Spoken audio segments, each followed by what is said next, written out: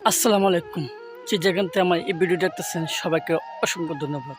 আর এই ভিডিওটা করা হলো আমার কিছু গুরুত্বপূর্ণ কথা কম।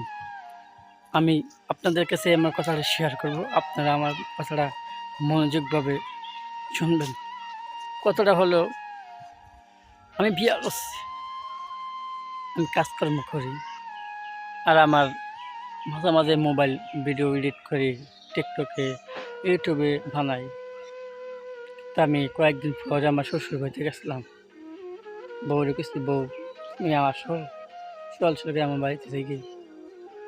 বউ না হানা করলো, শাশুড়িও আমার সাথে হানা করছে, অনেক কথা। কিন্তু আমি এই কথাটা ভাগ হইয়া আমার শ্বশুর বাড়ি থেকে চলে এসেছি। আমার শ্বশুর বাড়ি থেকে বউ কথাটা কইছে, আমি কইলাম রে আয় বাড়িতে আয় যাই গে।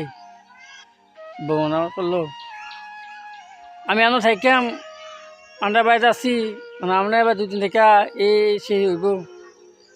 আমি খুব সমস্যা কি, ঠান্ডা মান্ডা হইলে তুমি এনে গরম পানি মিলে মিলে খাইবা। এই কথা বললাম, মনে মনে করছে শাশুড়ি টাকা যাবে, কিন্তু টাকা যা দরকার আছে টাকা দেবো। আপনার মতো বলারা মোবাইলটা কম্পিউটার করে মোবাইল টিপা শুরু করেন। ওনা ফানা আমার লগে করছে। আমি ঢাকা শহর কয় বছর থাকতেছি, আজকে 4 বছর থাকতেছি ঢাকা শহর। আমি বছর একটু খানার সমস্যা তো ওটা আইবার তো, কিন্তু আমার সমস্যা হয় না, কোথাও নির্বিষ খানা খাই।